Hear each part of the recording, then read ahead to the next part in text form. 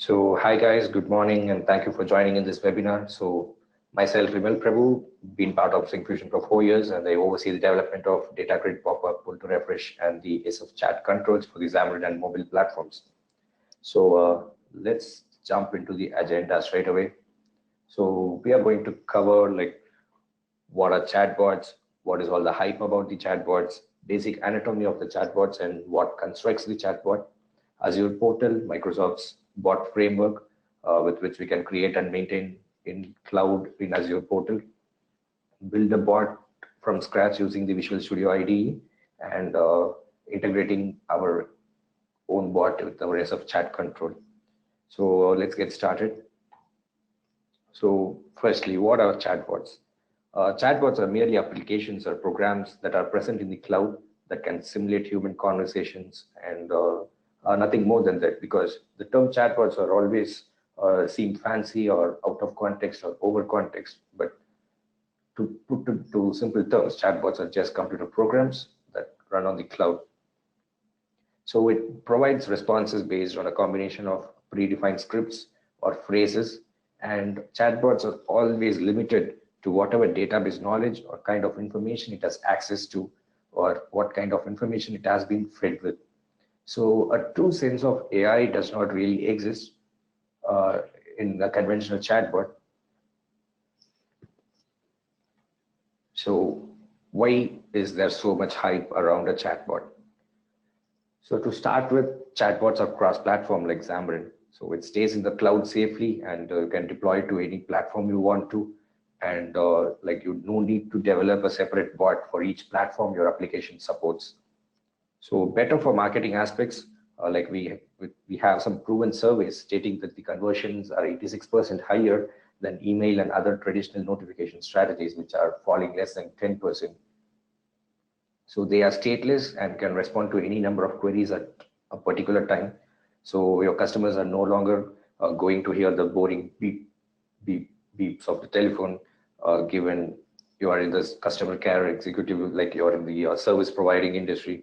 So one bot is equal to a floor full of customer care executives. So that's cool, right? So also we are in the age of millennials. So millennials prefer these kind of on-the-go conversations that do not bore them. So they want to multitask and stuff. So it comes handy there. So also integration of our chatbots to existing channels or apps like Facebook Messenger, Slack, Skype, or Microsoft Teams, etc.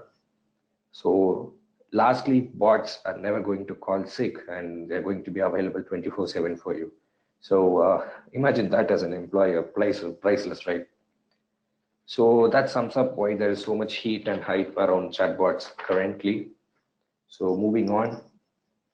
Okay, so we are now going to cover the basics of chatbot, like what actually constructs a chatbot and what the chatbots are made of. So chatbots basically function using the responses or inputs from the user. So these inputs are basically broken down into utterances, intents, and entities that the bot can understand and are processed accordingly. So starting with utterance, what is an utterance? So the entire sentence that the user types or gives as input is what we term it as utterance. So in simple terms, utterance are nothing but a plain English sentence. So coming to intents are the actions that the user is trying to perform. So they are usually identified or classified as verbs in a sentence. So like show or hide or switch on, power off. Such verbs or such actions in the sentence denote the intents. Entities are the things which the user is referring to. So entities are usually common nouns or other nouns. So entity modifies an intent, and entities are always given a name, such as a datetime entity or a type entity or whatever. So basically nouns that describe or classify the user action much more easily. So natural language processing. So we call this as NLP. So NLP examines an utterance and extracts the intent and entities from the utterance. So NLP softwares include like Amazon has its own, or Facebook has its own, Microsoft has its own. and we will be studying about Microsoft's NLP later in the presentation today. So this is where the AI or cognitive services kicks in. With NLP, chatbots are able to break down the sentence and understand human form of dialects or conversations in either text or speech. So NLP on itself is a huge subject. So moving on, a back and forth model. So you might have seen already too many bots, or you might have interacted with chatbots or in applications. So what we would have noticed is they follow a question and answer format, uh, basically. So since a fully functional and intelligent AI chatbot is going to require loads and loads of data that has to be fed to the system, so what chatbots basically do is follow a question and answer pattern so that the data can be classified and the information can be provided much more easily and precisely. So too much information upfront is not so correct in a bot's perspective. So it actually breaks down the information into smaller subsets of information and to provide you the clear and precise information. So moving on, I have this example utterance for you. So if suppose the user enters, turn on the bedroom light. So here the utterance, as I said, is the entire sentence. So turn on the bedroom light is termed as the utterance. The intent is to turn on the light. So in the bot framework, I would have named it like some relatively turn light on as the intent. So for entity, I'm terming this as room. So the bedroom part of the sentence is falls as the entity. So this allows the bot to train. So for like example, turn on the hall light or turn on the kitchen light, the bot is going to automatically recognize it as an entity and provide you with the necessary information. So moving on, so Microsoft Bot Framework. So what is this?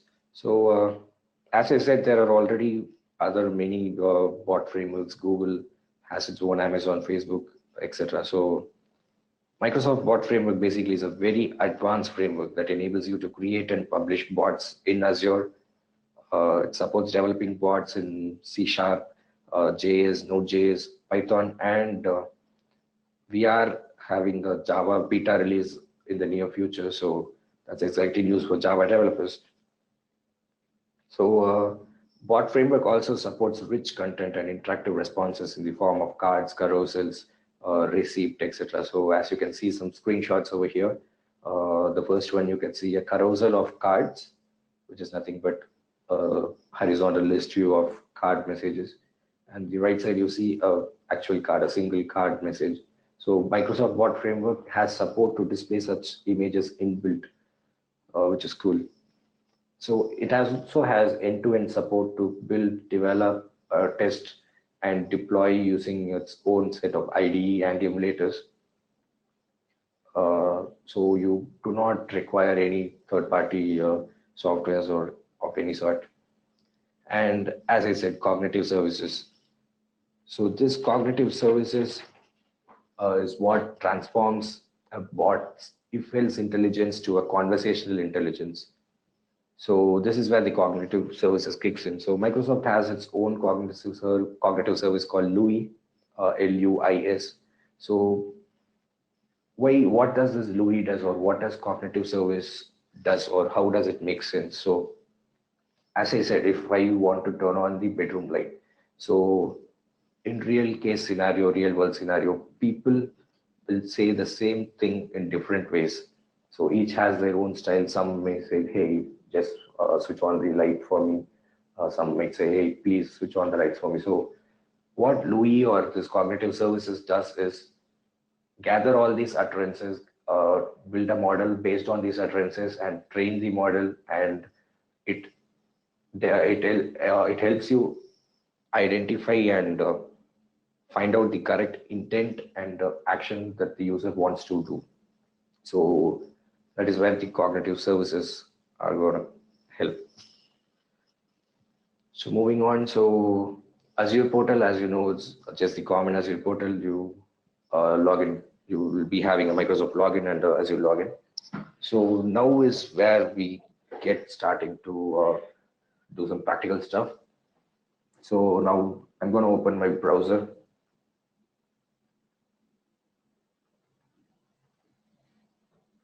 And I'm going to go to portal.azure.com. So I've already logged in here. So what I'm going to do here is create a new resource.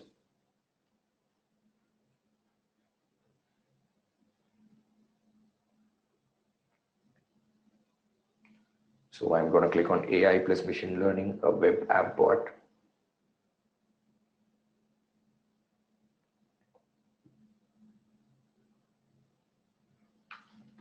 So just fill in the necessary details. I'm going to name my bot service.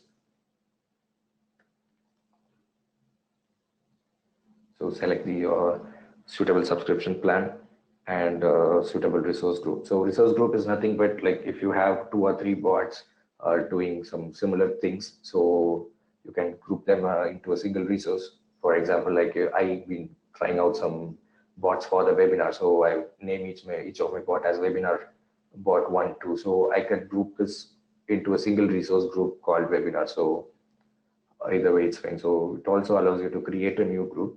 So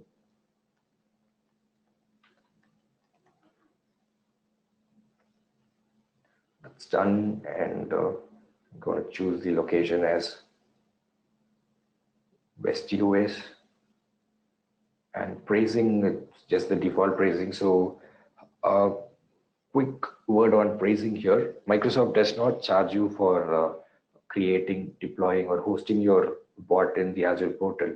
What it charges is for the number of messages sent or received. So if it's going to cross 1,000 message mark within a month, so it charges a minimal $5 uh, per 1,000 messages. So again, so chatbots have this one more advantage, which is very much cost effective, and it gets the work done at a fraction of a cost when compared to humans.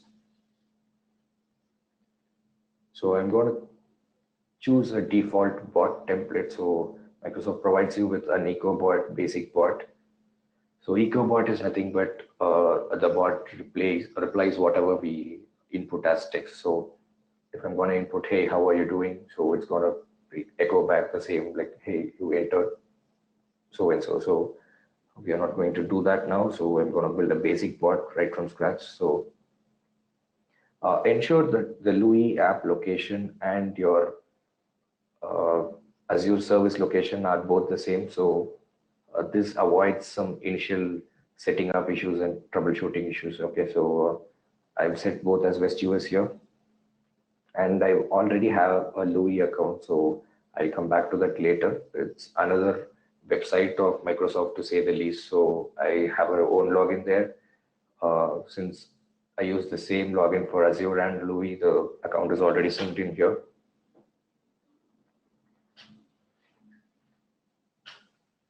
And I'm going to choose West US here as well.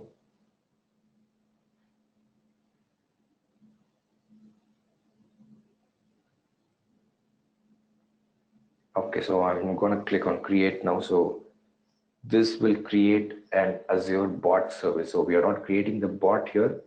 We're only creating a service, a bot service in the Azure portal. So while it takes some time to create, so let's discuss something else. So any questions so far with this webinar? So feel free to post your questions in the comment section. We'll be discussing them in the end of this webinar.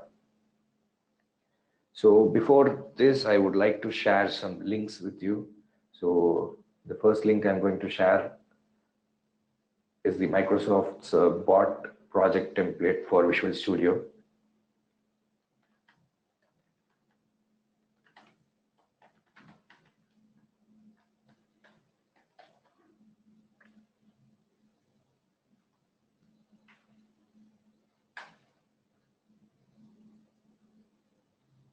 So what this enables is to create a simple bot from Visual Studio. So this supports from Visual Studio 2017 and upwards. So the next link I'm going to share is the link of the bot emulator. So this is a very handy emulator. It's quick and fast, and so we can deploy and test the bot all locally with a provider with a proper internet connection.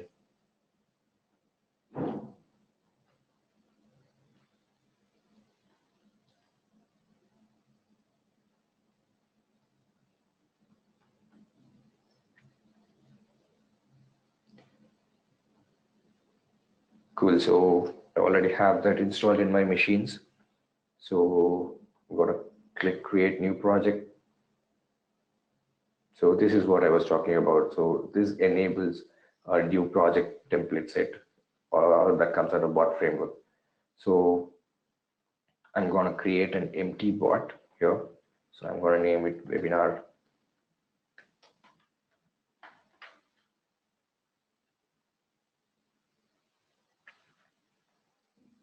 So as this webinar bot is now created, I've already created an empty bot and have configured few things. So I'm going to skip to that.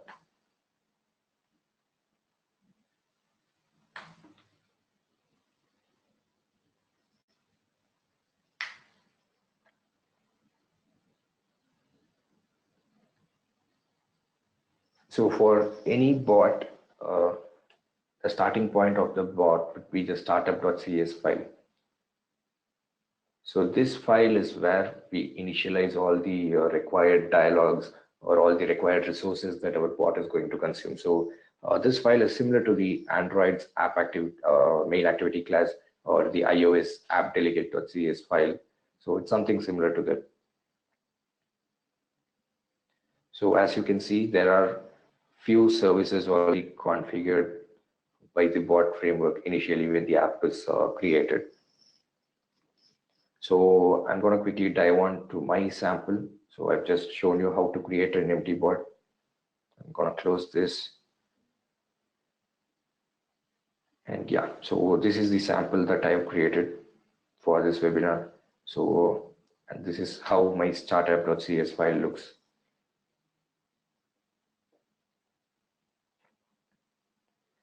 So yes, so apart from the conventional services that we add, we also, you may notice, we also add a main dialog. So what is that? We'll get to that in a bit. I am also going to initialize few more dialogues that are required for this bot. So I'm going to just uncomment that. So dialogues are nothing but some class, or to put it in simple terms. So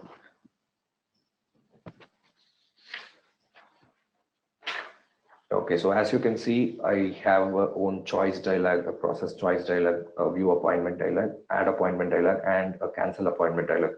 So dialogues are structures in your bot that act like functions in your bot's program. So each dialog is designed to perform a specific task in a specific order.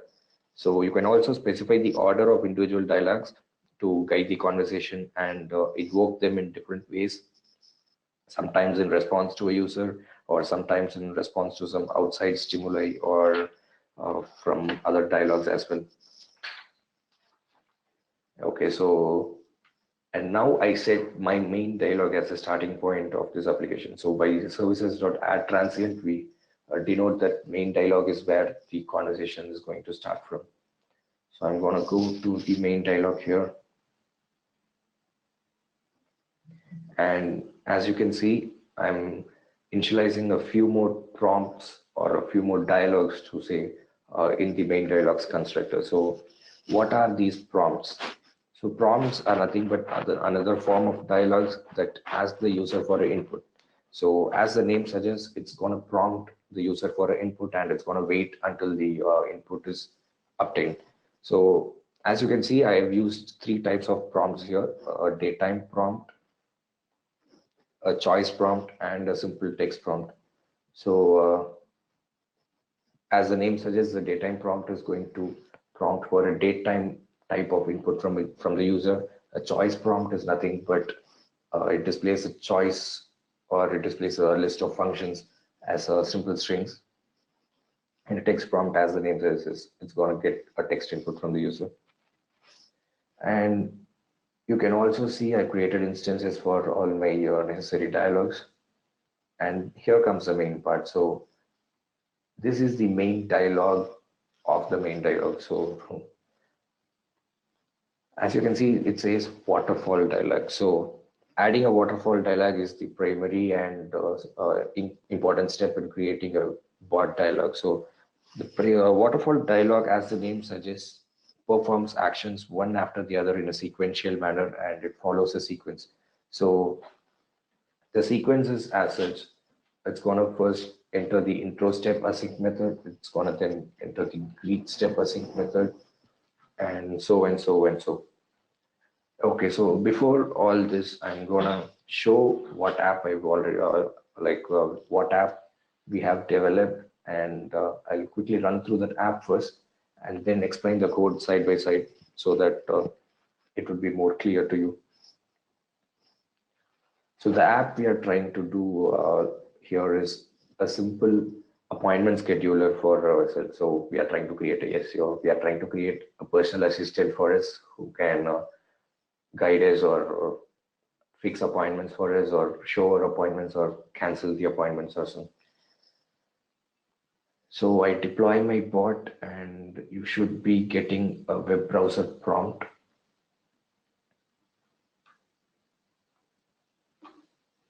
So I'm going to open my bot emulator. So go to start and type in bot and you can find it in the search result. And yes, once I deploy it from Visual Studio, I get this prompt from the web browsers that my bot is ready. So what I'm going to do is I'm going to copy this local address and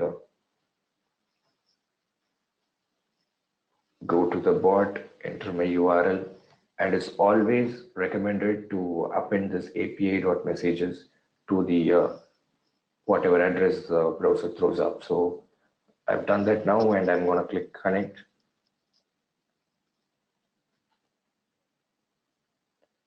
And it's connecting, and yeah, my bot is alive now. So hello, I'm your appointment scheduler bot, say hi to begin. So as it says, I'm going to say hi. So it's prompting me for my name. So I'm going to just type in my name. Okay, so what I can do for you. So first I'm going to view my appointment. So that options you saw is nothing but a choice prompt. So I'll get to that in a bit also. So enter the date in a month, date, year format to view a scheduled appointment. So I'm going to type in tomorrow's date. I'm going to check in tomorrow, my appointments tomorrow.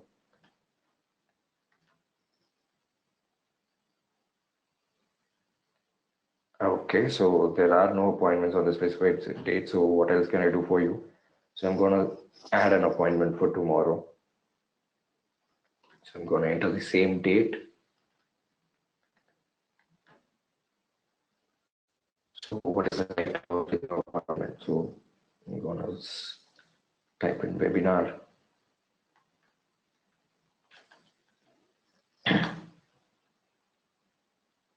What time is the new appointment? 11 a.m.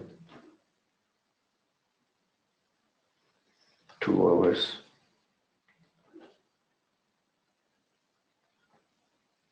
So a new appointment has been added, a webinar practice on 24th January from 11 a.m. to 1 p.m. So what else can I do for you? I'm gonna confirm whether my appointment has been added. So I'm gonna click on view. So I'm gonna enter the date again.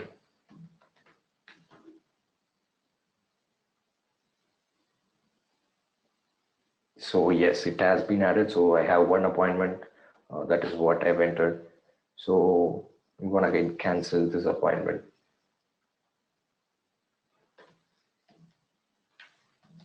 So I'm gonna enter the date that for my appointment has to be cancelled.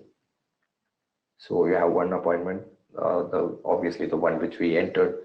So I would like to cancel. So I'm gonna enter one.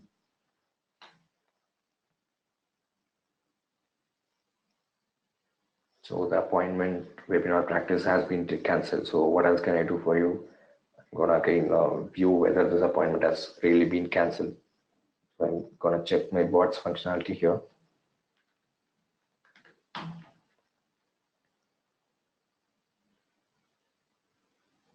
And yes, so the appointment has been cancelled, and I'm gonna exit the bot. Cool.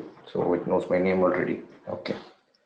So this is the bot that I have built, and this right here is the entire code behind it. So we'll get to this now. I'm going to rerun the bot for you. So hello, I am your appointment scheduler bot. Say hi to begin. So where does this message start to come from? As I said, I mentioned that my main dialog is the startup point for my bot. So it goes to main dialog. So in the main dialog, I have mentioned that in the waterfall dialog, the intro step async is the first method that has to be hit. So here you can find it, the exact text what has been output on the bot. So hello, I'm a scheduler bot. So say hi to begin. And here you can notice I'm using a prompt async to use a text prompt. So this is where the bot is prompting the user to get a text, and I've also mentioned that I'm expecting input via this input hints flag to the bot. So it understands that it is expecting an input, and that input will be processed in the next method. So I'm going to say type in hi, and I'm going to hit a breakpoint here to show you. So I'm going to click enter, and yes, the breakpoint is it. So the input message is now got from the prompt, and it is transferred to the next message. So it is the greet step async method. So here since I've told the user to enter hi, so I've already handled the hi.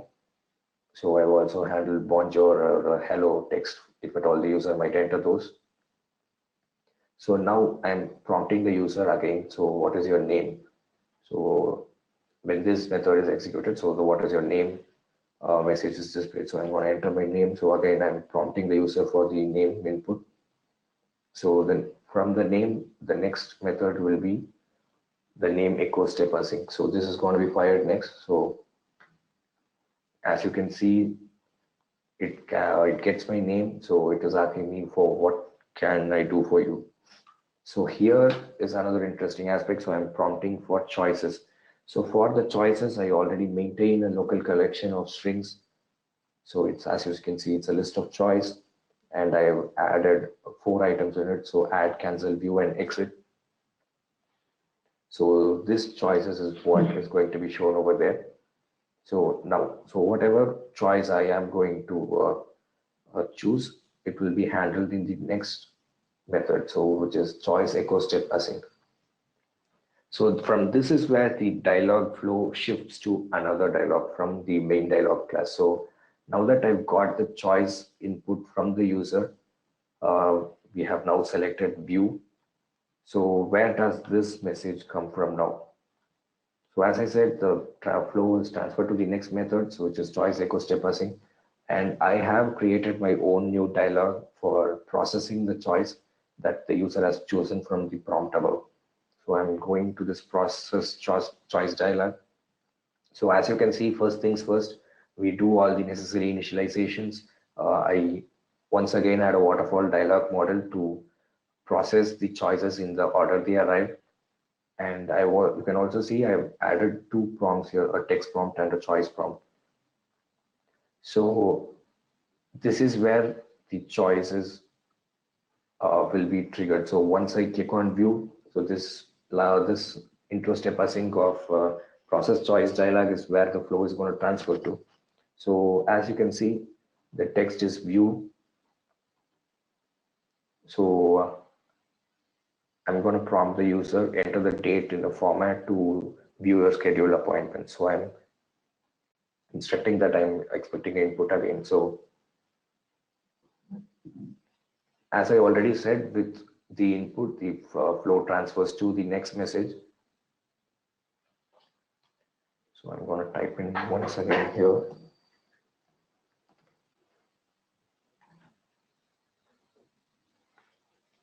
So as I say, as you can see, the breakpoint has been fired. So now I split the date into a recognizable format bot. So and I after splitting the date, I provide this date to the next dialog. So which is nothing but a view appointment dialog. So now we've transferred the flow from main dialog to a process choice dialog. From here, we are going to and another dialog, which is nothing but to view the appointments. So the transfer shifts here. And again, first things first, we do the necessary initializations. So the first method of this dialog is going to be fired next. And here with the process date, I am accessing my view model collection of meetings. I'm checking if whether the day mentioned by the user or whether there are any appointments in there.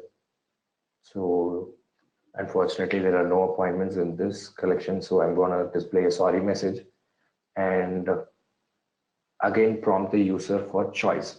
So this I do with the help of a choice dialog, which is nothing but a prompt that asks for the user's choices once again until the user clicks on exit. So I'm going to click on continue. So as you can see, sorry, there are no appointments on the specified date. What else can I do for you? So I'm going to click view again.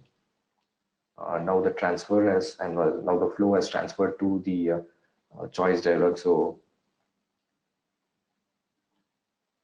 I'm going to click view, and as you can see, the choice prompt has been got now. So again, with the choice, we have to process the choice. So and as I said earlier, we already have a process choice dialog to process this choice, and so I'm going to pass it on to this, and so this step is going to repeat it time after other. So now I'm going to enter today's date. So let me check on my appointments today.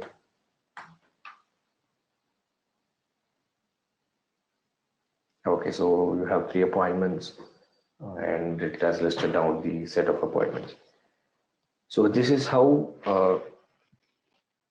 basically the conversation of dialogues or conversations within the dialogues happen.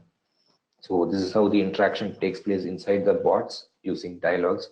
So we have seen how the flow transfers from one dialogue to another for sending responses to the user. So this is about the simple bot that I have developed.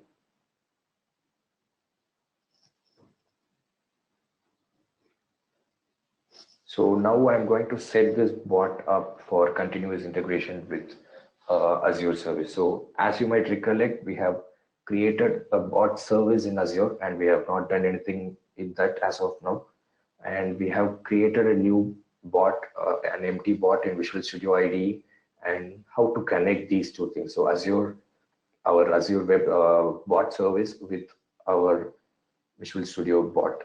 So what I'm going to do is I'm going to close this now. So I open my GitHub account and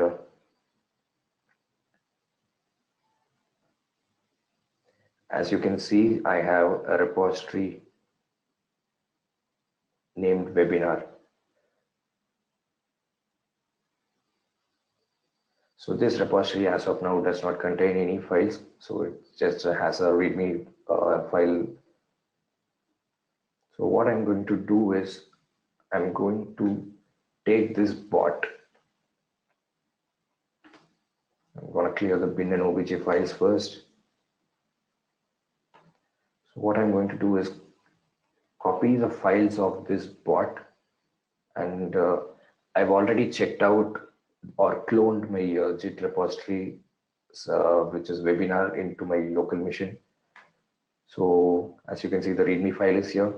So I'm going to add all the bot files into this repository and I'm going to push it to my repository.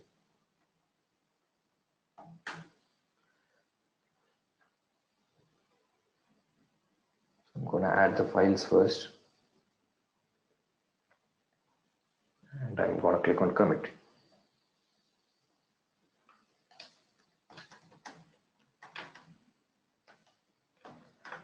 Enter a suitable commit message, and yes, I'm going to commit and push.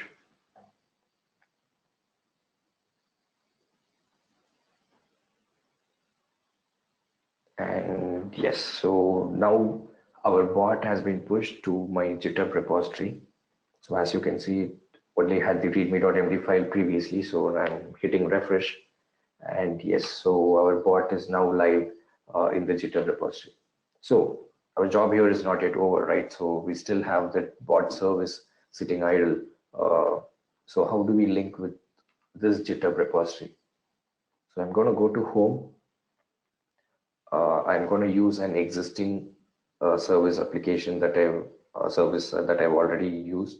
So I'm going to go to Grid Xamarin, which I've already created. So the other service we created was webinar, and it should be inside this Grid Xamarin.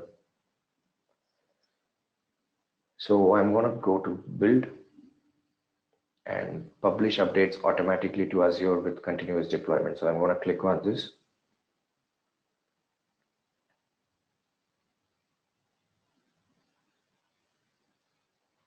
So as you can see, it shows up various repository websites for continuous integration. So I'm going to click on GitHub, and my account is already synced in. Click on continue and choose my account, and the list of repositories are going to be listed here. So I'm going to click on webinar. That is where our bot codes are there, and the master branch. Yes.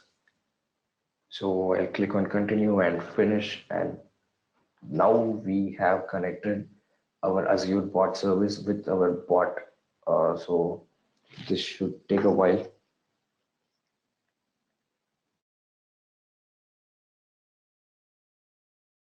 So while this is getting done,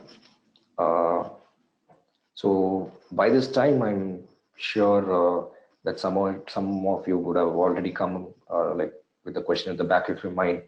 So should I need to know or plan the flow of my bot entirely from top to bottom, or handle each and every branching option, or plan the workflow or dialog flow, work out each case, transfer dialogues, and architect dialogue flow, etc., etc. So these questions should be running through your mind as of now because of the bot which I showed.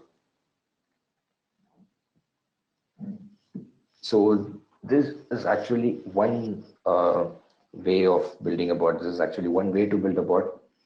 So this conventional way is termed as the rule-based approach. So what this rule-based approach does is a bot answers questions based on some rules on which it is trained on. So the rules defined can be very simple or can be very complex. The creation of these bots are relatively straightforward using some rule-based approach, but the bot is not efficient in answering questions whose pattern does not match with the rules on which the bot is trained. So this is the category that our bot that we created right now falls into. So I would recommend this approach for simple bots where you can uh, address the query of a user in say 4 or 5 steps, or maybe even 6 or 7 steps. But apart from that, or anything excessive of that, is going to be complex in this approach, because you'll have to know the flow entirely in and out, and the flows should not be crossing paths with each other. So architecting such bots could be a little bit difficult. So I'll get back to that in a minute. So as you can see, the portal shows a success sign. So I'm going to go to home, choose my bot service, and Azure also lets you test your application in the web, its own web chat emulator UI. So what we tested in our local machine right now with the bot emulator, we are going to do the same with Azure's portal's emulator UI. So as you can see, the same messages begin to appear. So I'm going to say hi. So I'm going to add an appointment.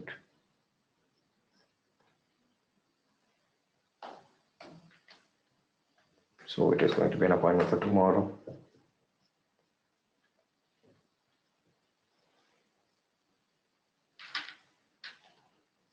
So I'm going to input testing as the appointment title. So 10 a.m., 1 hour. So a new appointment has been added on 24th January. So the bot is going to work anyway. So I've tested now in the Azure portal. So we've now created a bot service in Azure, a bot from the scratch using Visual Studio IDE. We've now deployed it to a GitHub repository, and we have now linked this GitHub repository or linked the bot with the Azure portal. So now my bot sits or lives in the Azure portal, and I can deploy it to any channel or application by using the direct line ID.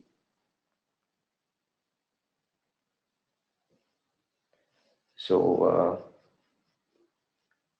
I go to channels, I choose direct line ID, and this super secret key will gain you access to my bot that can schedule appointments for you. So I'll be getting to this in the later part where we use the SfChat control, or we integrate our bot to the SfChat control using this key. So I'll get to that in a bit. And so yes, now back to what we were discussing regarding the conventional rule-based approach. So rule-based approaches are going to be difficult if your bot requires more complex scenarios. So now that's where the part comes into making the bot intelligent. So for a chatbot to able to be do more than simple answer questions, so it has to be connected to an artificial intelligence, or AI as we term it. So AI is the technology that allows the bot to learn from the interactions it has with the end users. So behind these learnings, there are analytical platforms and integration with APIs and among other things. So these things feed the AI and provide resources so that the chatbot is able to provide the user with correct answers. So, okay, so the today's webinar is based on how to build an AI chatbot. So, does it take great engineering to develop a chatbot? That question might be running through your minds as well. So, you do not have to be an AI or engineering expert to build a chatbot. So, the secret is to be clear about what is going to be created and what kind of problems will be solved. Once the chatbot's functions are clear, the development is not more complicated than that of a simple web app or any other app for that instance. So nevertheless, but in your case, if your expectations for the chatbot are really high, so I would say it would be convenient to leave its development on the hands of experts for like some artificial intelligence companies or machine learning companies, which would do the thing for you. So now talking about AI, so how are we going to make our bots intelligent? So this is where LUI integration comes with. So as I said, LUI stands for Language Understanding Intelligence Service. So I'm going to show the capabilities of LUI first. So and then we're going to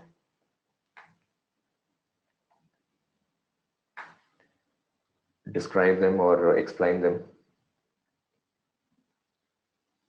So meanwhile, let me open the LUI.ai portal. This is another website of Microsoft, to say the least. So type in LUI.ai.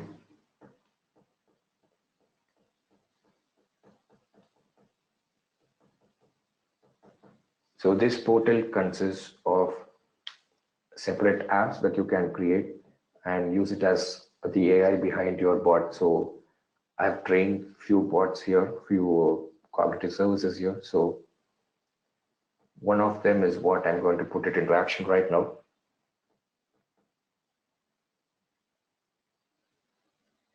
And yes, so once the packages are restored, we are good to go.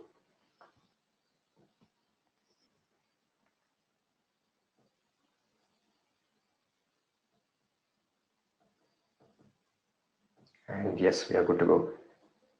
So I'm going to deploy the bot right now, my local machine. So this bot, what differs from the previous bot we saw is this has LUI integrated with it. So I have trained this bot for some models or some utterances, and I've integrated a little bit, a minimal AI into this bot. So let's see how it performs.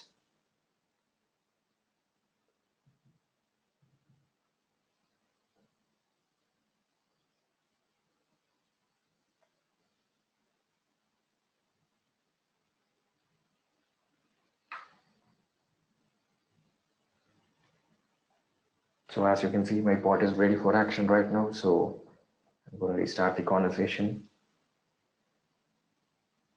So this is again the same scheduler bot, but without the traditional waterfall model, with some AI integrated into it with Louis.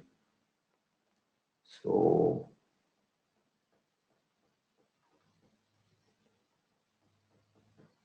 I'm gonna try and restart it once again.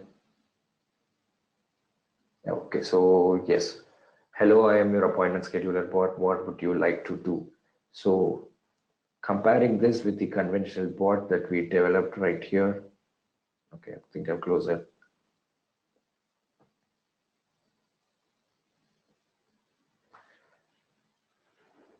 So the conventional bot that we developed first said say hi to begin. So it follows a pattern, or it is instructing the user to do some action. But whereas the Louis bot, the Louis integrated bot would ask, what would you like to do? So is that really smart enough? So is this Louis bot really smart enough to handle whatever I would want to like to do? So let us put that into test. So I am first planning to view my appointments. So I'm going to type show my appointments today.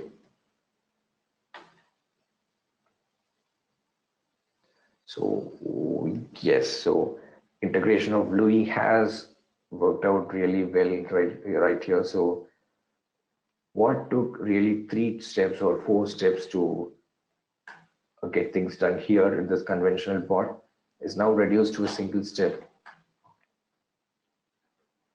So if I'm going to click on view, then I'm going to click on the date. So which is then going to provide me the results. But here, as you can see, I've just entered a single sentence, show my appointments today, and the bot is intelligent enough to pitch in my appointments. So I'm going to restart this again.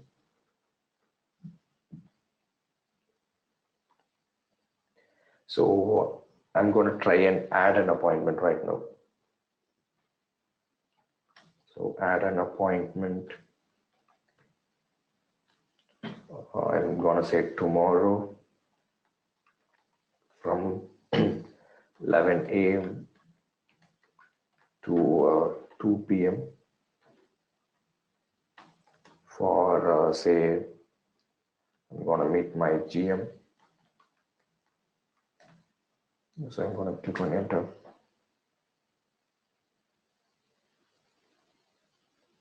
Oops, there is some error. So I'm going to give it a try again.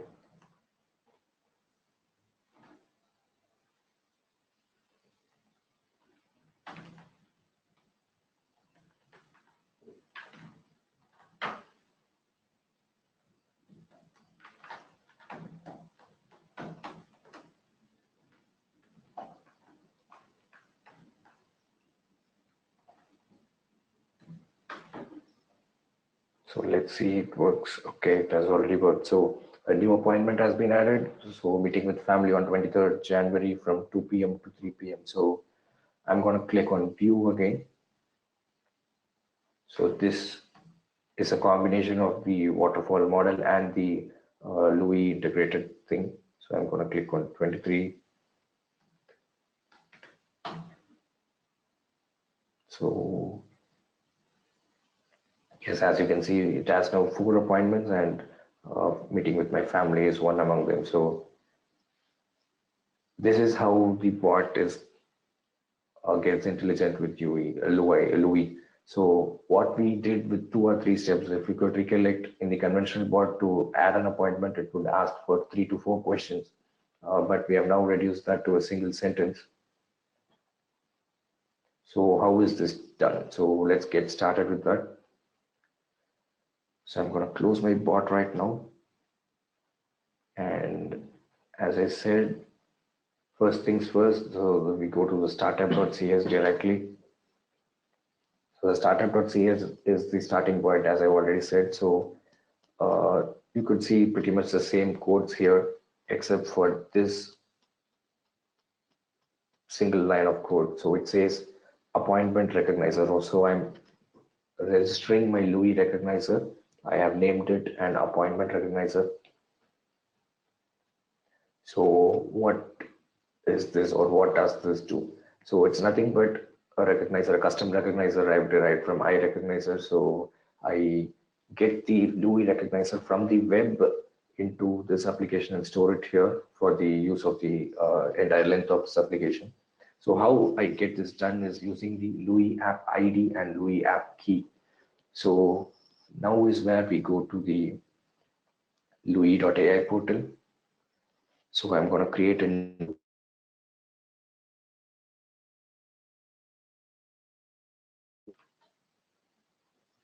underscore final.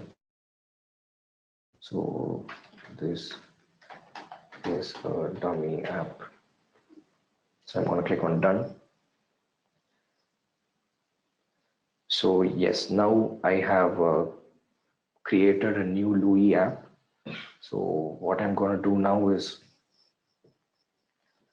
teach it some intents. So I'm going to click on create new intent, turn light on. So I'm going to have an intent like this, turn light on. And for this intent, I'm going to add in some utterances. So this is how the AI is actually fed into the system. So we are going to enter some examples of what a user might say to turn the lights on. So firstly,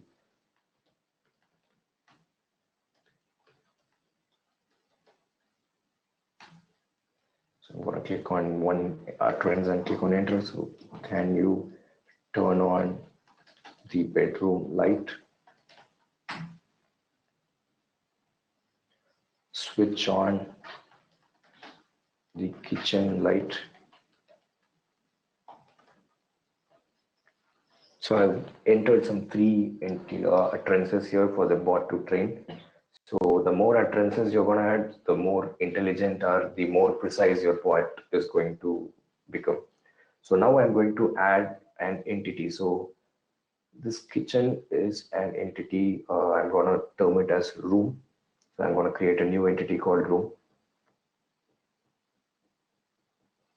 So the room. So now the bot sees this as switch on the room light. So room is an entity. So I'm going to add more words to this room entity. So I'm going to add in bedroom also. And again, I'm going to add bedroom here. So, and yes, now I'm going to go to entities and I'm going to create a new entity. I'm going to turn light off entity. So again, I'm going to train the bot to recognize this turn light off entity. So switch on the switch off the bedroom lights. Can you please off the bedroom lights? Turn off the kitchen lights. So similarly, like I've trained the turn light on intent, I've added three utterances here as well, and I'm gonna wrap the entities as I've did in the previous utterance. So now I'm gonna click on train. So what this is going to do is integrate the intent and entities that you've added right now to this Louis app, which is called webinar underscore final. And yeah, the training is complete. I'm gonna take it for a test right now. So yes, so I'm gonna test it with some other utterance. So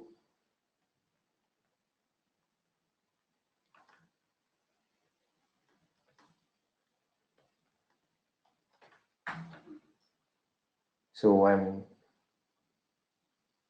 have entered the utterance as put on the bedroom light, so it has turned up with the results.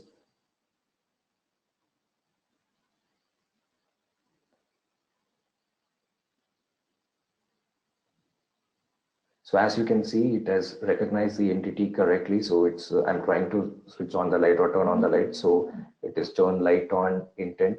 So what this Louis does is it maintains a confidence score. Like whatever intent is that it has recognized, it maintains a score for that. So here the score is usually between 0 to 1. So here it has recognized this turn light on entity with an 89.8% accuracy. So also, if you could notice, it has also recognized the bedroom entity as room entity. So it is similar to what we tested already. So I'm gonna type in something different. So switch on the hall light. So as you can see, I've only added a bedroom and kitchen into the room entities, but I'm gonna input switch on the hall light. So let's see how does this go. So it has again recognized that it is the turn light on intent with a confidence score of 87.4%. And this is why I say Louis is intelligent and it makes your app intelligent. So I've entered Hall, but I've not entered Hall as an entity manually. So, but Louis is able to recognize or is intelligent enough or capable enough to recognize this as a room. So this is where Louis is very helpful and the AI part of Microsoft's cognitive services kicks in. So like this is how you train your bot. So the more number of utterances or the more number of intents and sub-classification of entities you have, the more sound and intelligent your bot is going to be. So I've already have created an Louis app called Grid. So this grid is what drives the bot application that we saw a while back, the scheduler bot application. So as you can see, it has an intent for add appointments, it has an intent for cancel, it has an intent for exit, it has an intent for none and show appointments, etc.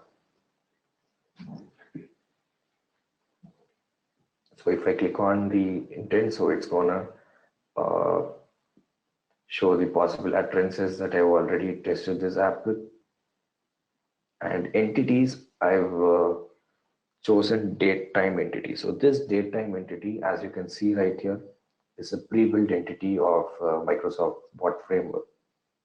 So what this does is it helps to recognize any date time inputs that are part of the utterance that the user inputs. So what else does Microsoft has to offer? So it has a calendar, a kind of entity, calendar duration entity, calendar end date. So the entities are actually limitless here. Microsoft has put on too much work and time into this, and it caters to the user's needs as much. You have A to Z, you name it, you have it. So rather than creating a new entity from the scratch, Microsoft has pretty much everything covered.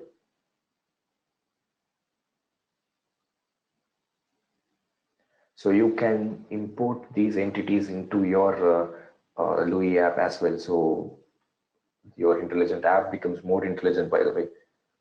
So yes, so coming back to my app, it is called the Grid, and I've added pre-built entities and intents for this. So how does this Louis app get into my into my bot that I'm having in my Visual Studio? So how is this done? So going back to my application, as I've already said, it has a Louis app ID and a Louis API key that it interacts with and integrates the Louis to the bot application. So where would I find this in my Louis application? So I'm going to click on manage here and application information. As you can see, the application ID is over here. So I'm going to just copy this. And I have this file called appsettings.json, which provides all the necessary keys and IDs. So I just copied the app ID right now, so I'm gonna paste it here. And for the API key, go to Azure resources in the left panel, copy this primary key and paste it in the respective field. And regarding the API host name, it's whatever host you choose. I chose Invest US when we were creating that bot service. It's recommended to append this api.cognitive.microsoft.com whenever you provide an API host name for Louis. So I'm going to provide that in the chat window as well.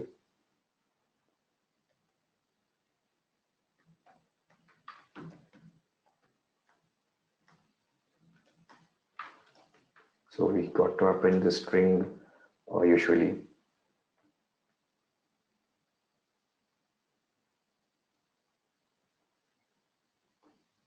And so yes, so now using this key and API ID, so we integrate the Louis to our bot application. So now that the bot and the Louis is connected, so how do we consume the services of Louis? So that is where this appointment recognizer kicks in. So in this recognizer, at the first step, I'm checking whether the input credentials here are correct and I'm able to connect to the Louis app or not. So if I'm able to connect to the Louis app correctly, the recognizer would be provided with a valid instance of the Louis recognizer from my Louis app. So moving on. And yes, I have my own dialogues that I've already used in the previous application. So I'm going to initialize them here as well. And yes, so as I said, I'm making my main dialog as the first dialog to be executed. So we'll move on to that. And first things first, I'm initializing all the required choices, the prompts, or the additional dialogues that I'm going to use, etc. in the constructor of this class.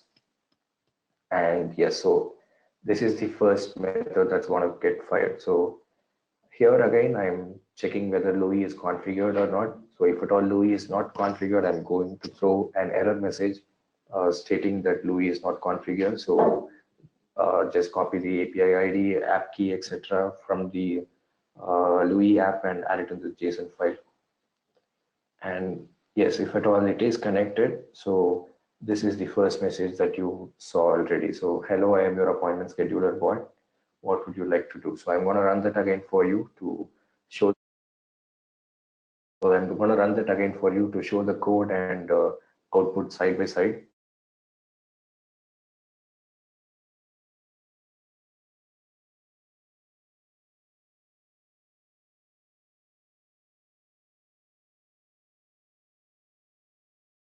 I'm going to click on the start conversation.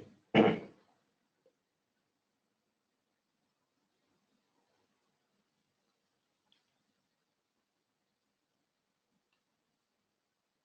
I think we placed the breakpoint quite late, so it's already configured. So as you can see, the first method is hit, and hello, I'm your appointment scheduler bot. What would you like to do? It's already there. So if I'm going to input some text into this, I'm asking for a text prompt. So if I'm going to input some text into it, so obviously as we discussed earlier, the flow will follow to the next method. So I'm gonna click show my today appointments. So yes, it is triggered. So now I'm going to call this process choice dialog to transfer the dialog flow from this dialog to another dialog. So what we do here is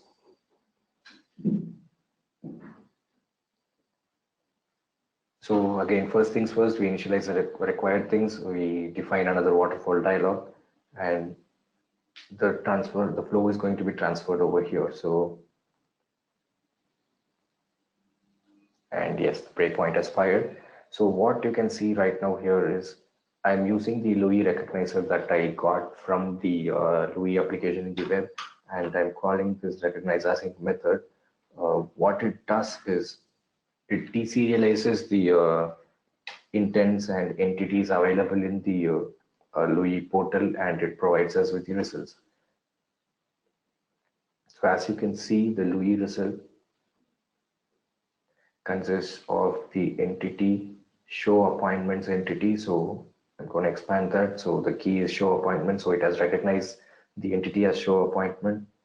So with a confidence score of 99.1%, that's good. And regarding the entities, it has recognized a datetime entity. So the datetime entity has the date, which is today. So upon entering the term or the text today, the date time is already present there. So with this date, I'm going to process, I'm going to check whether this intent is show appointments intent. So yes, it is a show appointment intent. So I'm going to process the view model for any possible appointments on the particular day, and I'm going to display that. And yes, we have 3 appointments. So this is how the Louis recognizer breaks down the intents and entities. So does this happen automatically? So is a Louis recognizer, just initializing a Louis recognizer, just going to do the trick for you? Well, it's not going to. So what you have to do is create a class that would simulate or replicate your intent and entities collection. So what I do here is use a JSON convert or basically deserializes the message sent from the bot and or message sent from the Louis server, and it breaks it down to entities and intents. So for this, I have to maintain a new class called entities that has the same exact entity that we have defined in the web. So as you might remember, we've mentioned a datetime entity and a title entity. So what I do is create a class for that, and I have a dictionary of intents. So this data will be deserialized, and each deserialized data will be stored into the particular fields that I maintain locally. So why I'm telling this is, if at all the fields are going to mismatch, so like if I'm going to remove this so if I'm going to remove this date time entity from over here, so I'm going to deploy it right now for you.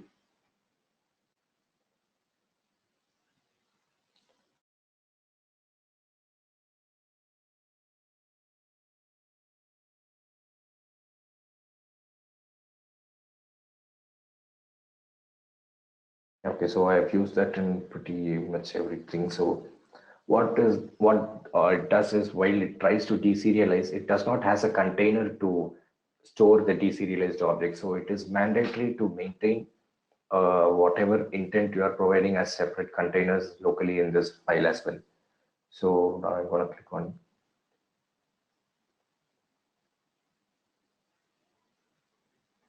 So I'm going to show you how an appointment is added.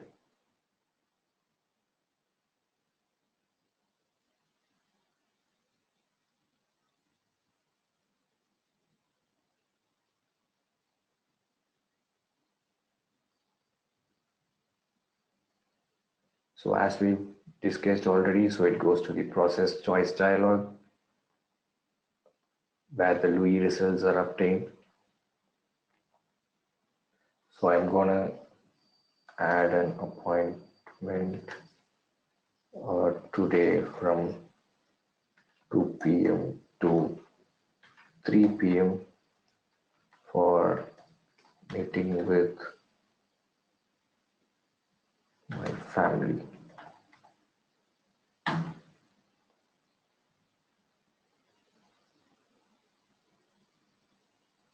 Okay, so the Louis model is not yet so intelligent, so I have some bit of training to do it. So I'm going to try it once again.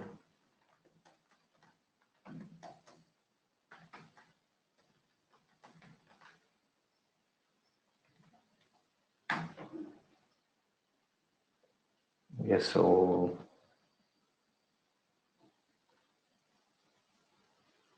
as you can see, the intent obtained is not show appointments intent, but it's add appointment intent. So I again split up the message that I receive to deserialize the date, the starting date, the end date, the starting time, end time, etc. And I add it to my view model collection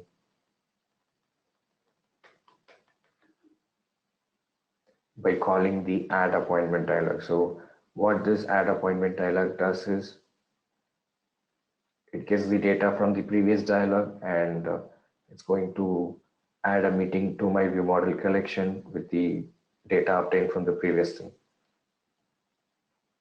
And yes, here it is. So my new appointment has been added. So this is how to integrate a basic Louis app into your application and make it a little bit more intelligent than a conventional rule-based chatbot. So one more cool factor of Louis is it is going to show you all the utterances that were thrown at it. For example, so I'm going to go to my Louis portal again, click on review endpoint utterances.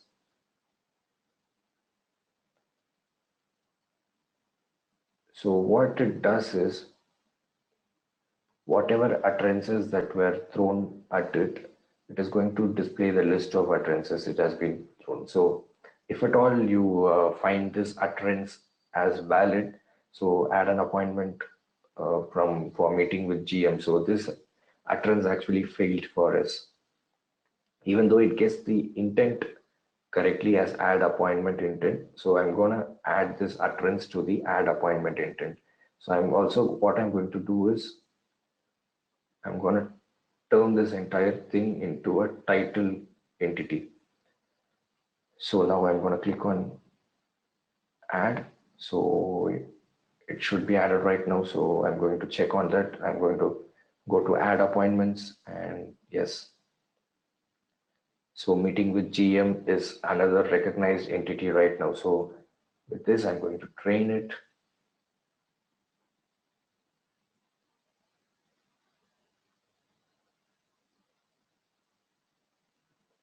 I'm also going to publish the app. So while publishing, ensure to choose production so that it goes straight away to the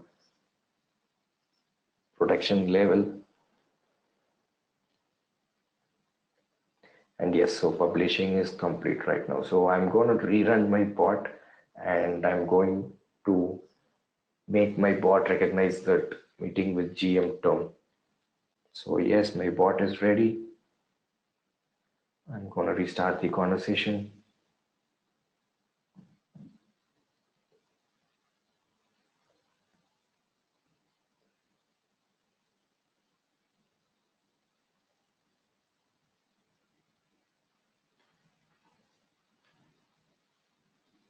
So I'm going to try and restart it once again.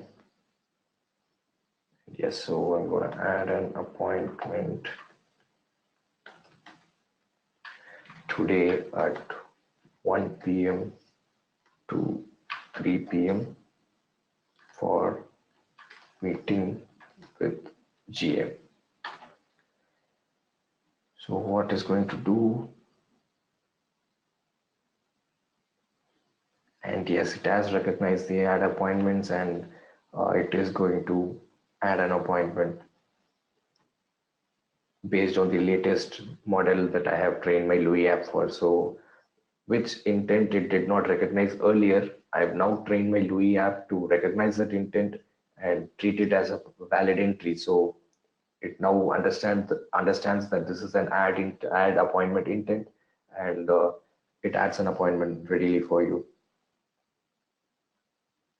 So that's it. So this is how you integrate and train your Louis model and build an intelligent bot. So now that we are done building a bot and deploying it in Azure, making the bot intelligent, etc. So it's now time to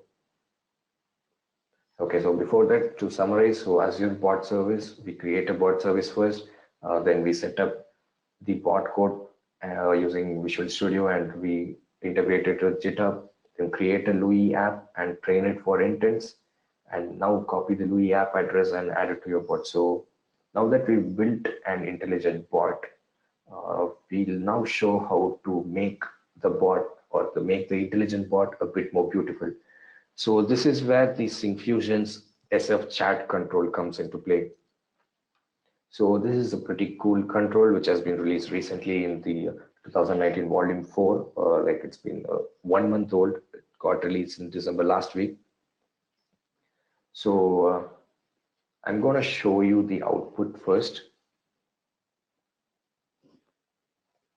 and explain the code side by side, which I've been doing throughout this presentation.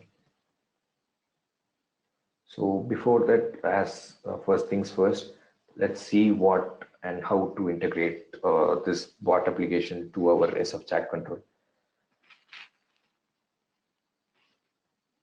So first things first, the current user has to be set to the SfChat control. So the current user is nothing but the user who inputs the text. So if I'm going to type something, or if I'm going to input any text into the chats editor, so I will be becoming the current user. So it is mandatory to set a current user first so that the bot will know who is the user it is interacting with.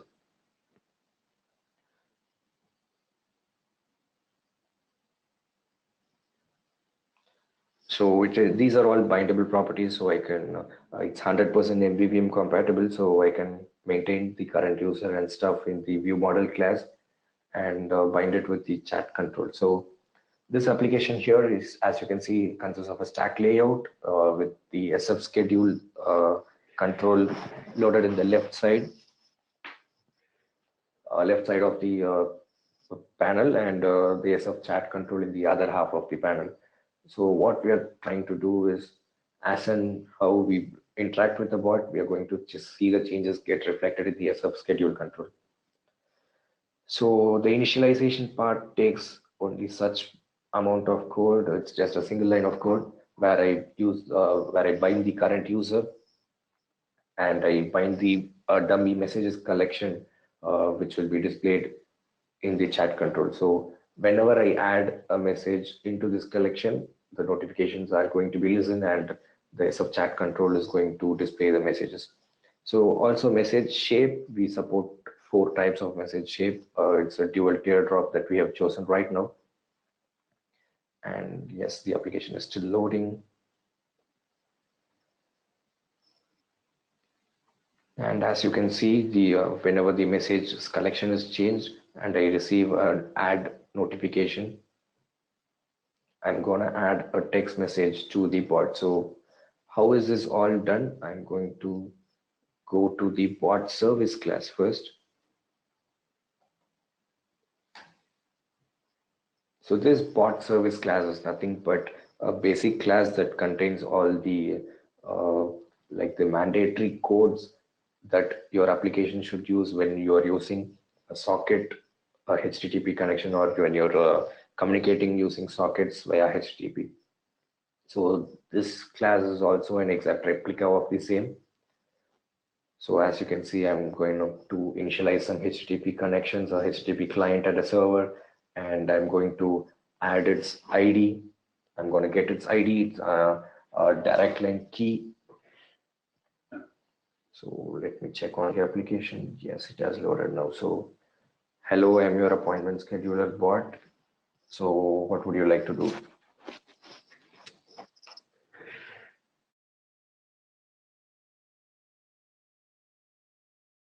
So I'm going to type in add an appointment today from 2 p.m. to 3 p.m. for meeting with family. So I'm going to click on As you can see, my appointment is already reflected in the SfChat control. I'm sorry, SF schedule control over here. So it says meeting with family in the time frame 2 p.m. And ends at 3 p.m. So if I'm going to remove it, I'm going to choose cancel. So I'm going to enter the date here again.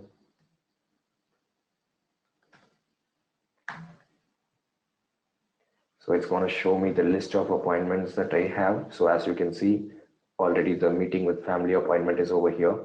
So I'm going to click on say 2 so that the project plan appointment here that should be cancelled right now. So I'm going to click on enter. And yes, as you can see, it works like a piece of magic. So SfChat control comes in very handy when you want to build very intuitive controls like this or very intuitive UIs like this. So how is this all done? So we'll get to know what happens behind the scenes. As I said, we register a HTTP client and a HTTP server to do the conversations, and we set up a conversation. So this conversation uses a direct line ID. So if you could recollect, I mentioned about direct line channel in our chatbot Azure portal. So I'm going to go back to that. I'm going to choose channels.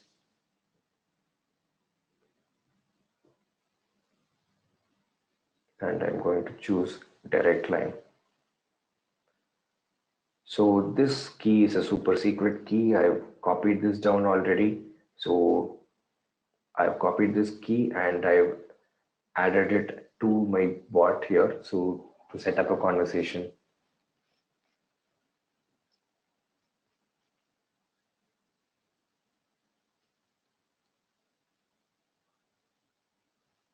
So now that I've added the direct line key to my application, I know that this bot is connected to the Azure bot. So the interactions are all via web right now. So it's all going to be happening from the cloud, directly from the Azure portal to my application. So now that I've initialized the HTTP connections, etc., and I've started a socket communication with the direct line ID, I'm going to store this conversation ID and use this for message collection for or use or enable the users to send and exchange messages. So whenever I receive a message from the activity, so this bot service is our own class. So if the user inputs a message, I'm going to send this message to bot. I have an own implementation of a message for this. So bots usually understand the messages in called activities. So I'm going to convert each user input text message into an activity so that the bot would be able to understand that. And also at the same time, the bot returns an activity from the server. So I'm going to deserialize this activity into a message that the SfChat control or the user can understand. So as you can see, send message to bot creates an activity from a normal message, and the post activity method here, this decodes or reads the bot messages and it deserializes the activity into intents and the message stuff. So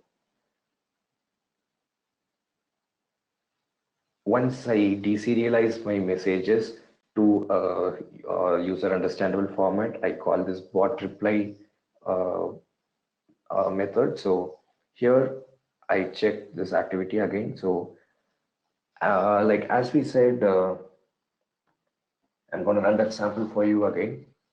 And as you may recollect, you also saw some options like these in the bottom of the control. So these are the choice prompts that I provided in the Azure portal. So how do we deal with the choice prompts in SfChat control? So when you receive a message with choices in it, the bot is going to send it via the suggested actions property. So when the suggested actions property is not null, the bot instructs that there are some choices to be displayed. So how do we handle that? So in such cases, we have a special type of view called chat suggestions that can be used inside the each and every message. So you can display a suggestion of items as an option to user input below the messages. It can be either in a vertical or horizontal manner. So what we do is we initialize a new chat suggestions and we add whatever suggestion items we get from the activity into our suggestions, and we add it into the message. So a message consists of two parts basically, the simple text which the bot replies, and also the actions that the bot provides as options to the users.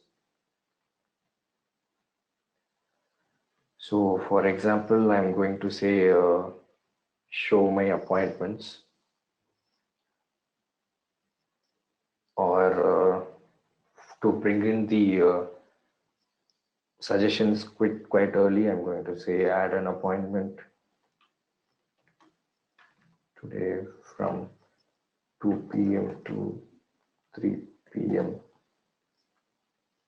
for meeting with family.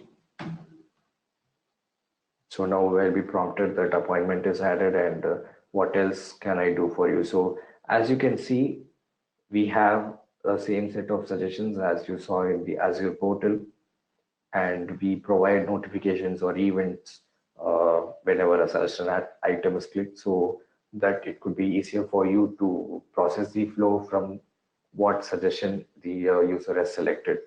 So this is one cool feature of SfChat. Also, we provide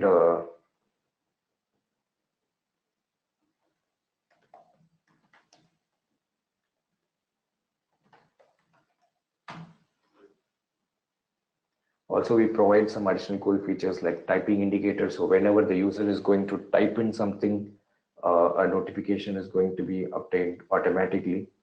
So I'm going to show you some links about that.